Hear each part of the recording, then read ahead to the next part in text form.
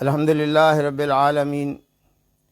والعاقبۃ للمتقین والصلاۃ والسلام علی سید الانبیاء والمرسلین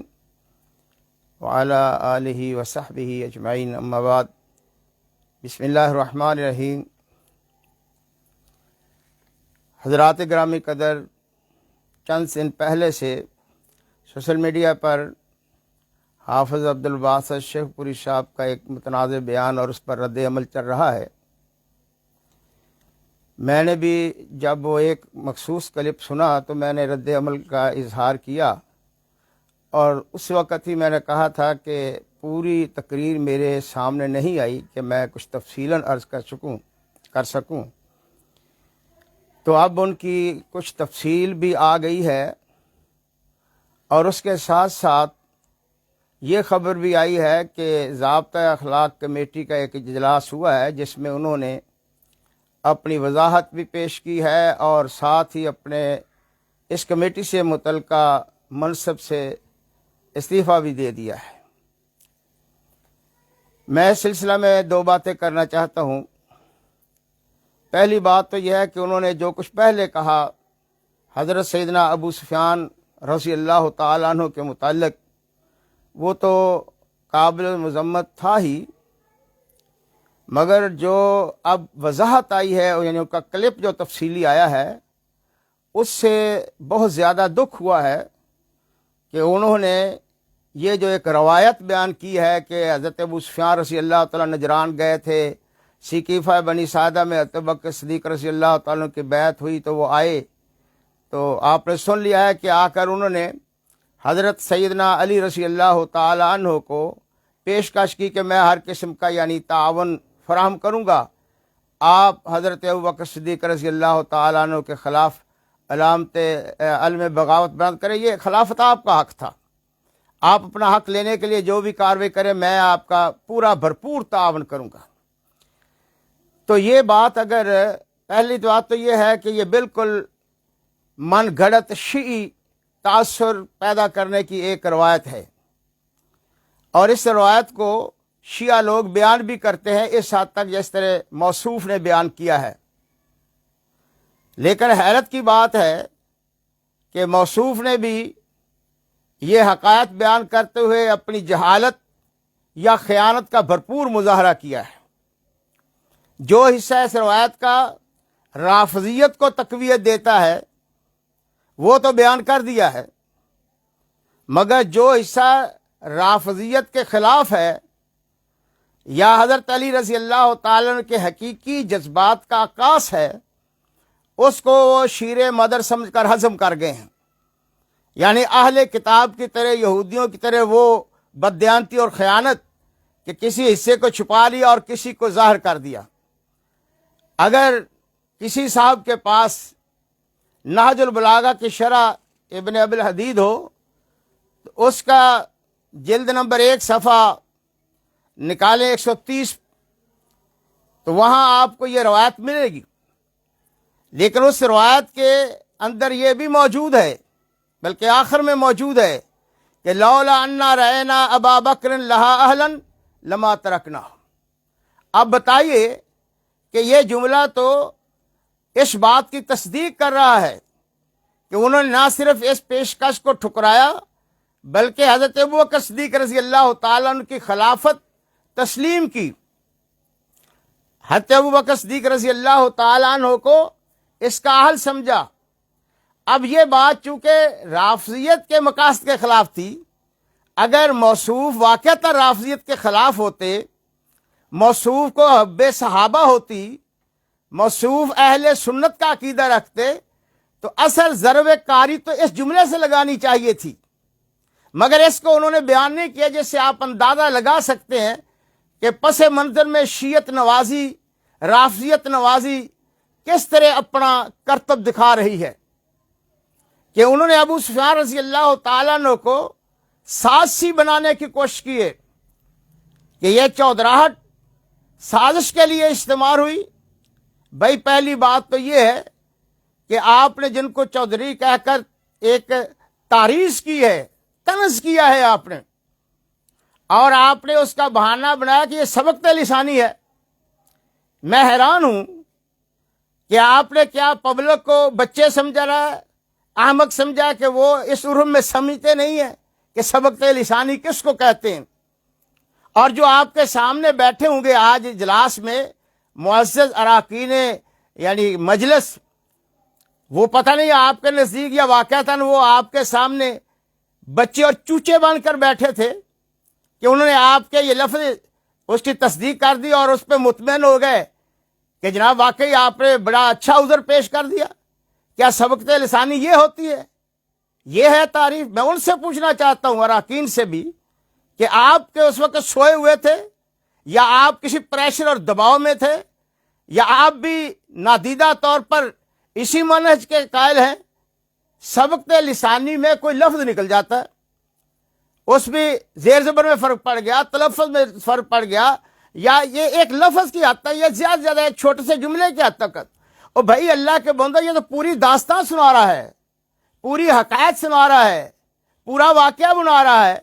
اور ایک موضوع روایت کو بڑے یعنی مرچ مسالہ لگا کر بیان کر رہا ہے۔ آپ سمجھ گئے کہ یہ جناب بڑی واقعہ تھا، یہ بڑے معصوم ہیں، ان سے سبقت لسانی ہوگی۔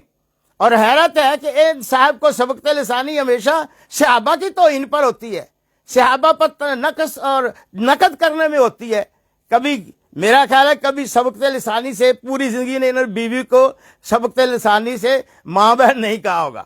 وہاں کوئی سبقت لسانی نہیں، یہ صحابہ کے لیے سبقت لسانی ہے۔ ہاں میں مانتا ہوں کہ سبقت لسانی ایک معقول عذر ہے، مگر پہلے یہ سوچئے کہ جس انداز میں یہ بات کی گئی ہے کیا اس پر سبقت لسانی کا اطلاق ہوتا ہے؟ اگر ہوتا ہے تو آپ بتائیں کہ کس طرح آپ نے اس کو ثابت کیا یا تسلیم کر لیا۔ اگر نہیں ہوتا تو پھر آپ بتائیں کہ یہ جو عذر آپ نے قبول کر لیا میری شنید کے مطابق، میرے رپورٹ باقاعدہ تصدیق شدہ تو نہیں ہے لیکن بظاہر معلوم ہوتا ہے کہ آپ مطمئن ہو گئے ہیں، آپ نے اس کے خلاف کوئی تادیبی کارروائی نہیں کی، ماسوائے کہ اس نے ہم پہ احسان کیا ہے، اور شاید آپ بھی ہم پہ احسان کریں کہ ہم نے بڑا تیر مارا ہے، ہم نے اس سے استعفیٰ لے لیا ہے یا اس نے استعفیٰ دے دیا ہے۔ یہ آپ نے کوئی بڑا تیر نہیں مارا، کوئی ذمہ داری نہیں پوری کی، نہ یہ کسی کی ڈیمانڈ تھی، نہ کسی کے نزدیک اس ضابطہ اخلاق کمیٹی کی کوئی حیثیت ہے دستوری اور قانونی۔ اہل حدیث پبلک اور مرکزی جمعیت اہل حدیث وابستگان کراچی سے لے کر خیبر تک کا مطالبہ یہ تھا کہ اس کو فوراً مرکزی ناظم تبلیغ کے عہدے سے برخاست کیا جائے، نکالا جائے۔ یہ نہیں کہ وہ استعفیٰ دے کر باوقار چلا جائے، نہیں، اسے سزا ہونی چاہیے، لوگوں کو پتہ چلنا چاہیے کہ ان لوگوں نے اپنے عقیدے، جماعت اور مسلک اور ڈسپلن کی پابندی کرتے ہوئے اس آدمی کو قرار واقعی اس حد تک تو سزا دی ہے کہ اسے نااہل قرار دیا گیا۔ آپ نے تو اس کو تحفظ فراہم کیا ہے، آپ نے تو اس کو بساکھی فراہم کی ہے، آپ نے تو سہولت کاری کی ہے اور حوصلہ دیا ہے دوسروں کو بھی کہ آپ یہ زبان درازیاں کریں، آپ کا جمعیت کچھ نہیں بگاڑ سکے گی۔ یہ آپ نے ایک طرح کا عوام سے مذاق کیا ہے، ہمارے جذبات سے مذاق کیا ہے۔ میں آپ سے درخواست کرتا ہوں کہ آپ کا یہ اسلوب اہل حدیث عوام مرکزی جمعیت اہل حدیث کے وابستگان کو قطعاً قبول نہیں ہے، اور اس شخص نے جو ظلم ڈھایا ہے اس پر یہ استعفیٰ دے کر کسی کو مت بیوقوف بنائے۔ یہ سبقت لسانی کے پردے میں چھپ کر وارداتیں کرنے والے یہ مت سمجھیں کہ ہم اتنے سادہ لو ہیں کہ ہم ان کے طریقے واردات کو نہیں سمجھتے۔ اس لیے میں دوبارہ اپنے ارباب اقتدار مرکزی جمعیت اہل حدیث کے ذمہ داران سے مطالبہ کرتا ہوں کہ یہ ضابطہ اخلاق کمیٹی کی سفارشات یا جو کچھ بھی ہیں یہ ہمیں قابل قبول نہیں ہے۔ اس نے یہ جو کچھ کہا ہے یہ محض ایک بہانہ تراشی ہے، یہ سبقت لسانی نہیں، یہ آمدن کیا گیا ایک پوری۔ ہاں اگر واقعتاً وہ سمجھتا ہے کہ میں نے غلطی کی ہے، مجھ سے غلطی ہوئی ہے، تو اللہ سے معافی مانگے اور برملا اعلان کرے، اپنے جرم کا اعتراف کر کے اللہ سے معافی مانگے، مسلک اہل حدیث کے وابستگان، مرکزی جمعیت اہل حدیث کے وابستگان اور تمام مسلمانوں سے غیر مشروط معافی مانگے، پھر اظہار کرے حضرات صحابہ سے اپنی محبت اور ان کی عقیدت اور ان کی عدالت۔ اس طرح تو صحابہ کے آپ اندازہ لگائیں، اگر ابو سفیان رضی اللہ تعالیٰ عنہ ایمان لانے کے بعد آج بنو ثقیفہ کے اس واقعہ تک ابھی ان کا اندر نعوذ باللہ صاف نہیں ہوا، وہ سازشیں کر رہے ہیں، تو صحابہ کی عدالت کہاں گئی؟ ان کا ایمان کہاں گیا؟ ان کا ایقان کہاں گیا؟ دیکھیے صحابہ کو آپ نے کس سٹیج پر کھڑے کیا ہے۔ ابو سفیان کہاں کھڑے ہیں آپ یہ کہنے کے بعد؟ صحابہ کا مقام کیا رہ گیا؟ اور ہمارے دین کی شریعت کی بنیاد کیسے قائم رہ سکتی ہے اگر صحابہ کے متعلق ہم یہ کہہ دیں کہ ابو بکر حضرت ابو سفیان ساتھ سے کرتے تھے، اور اس چیز کے متعلق کہ ہمارا تو ایمان ہے کہ من وجہ حضرت ابو بکر صدیق رضی اللہ تعالیٰ عنہ کے خلاف منصوص ہے، من وجہ اس منصوص خلافت کے خلاف اگر ابو سفیان ساتھ سے کرتا ہے تو بتائیے ابو سفیان کہاں کھڑے ہیں؟ کیا ان پر فتویٰ لگے گا؟ ان کے خروج کے کیا حکم ہے؟ خدا کا خوف کریں، آپ اس مسئلے کو معمولی نہ لیں،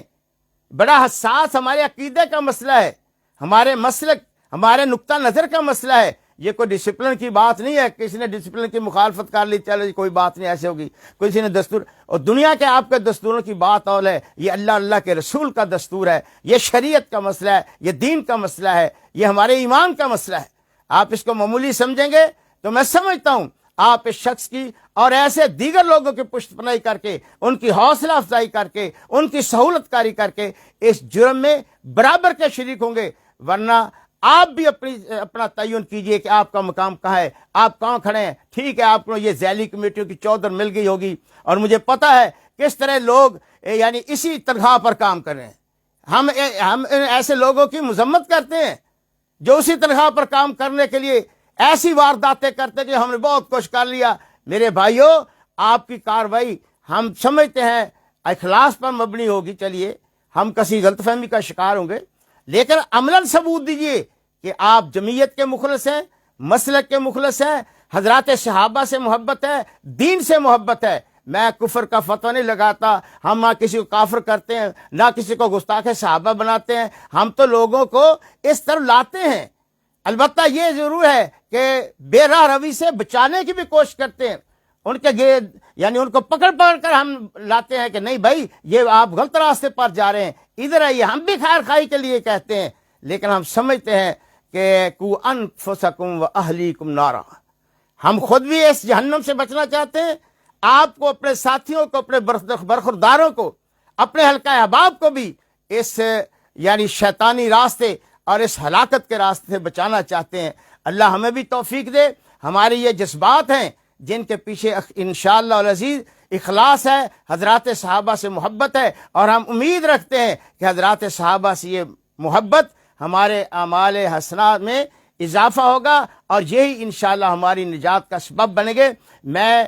اپنی طرف سے اور اپنے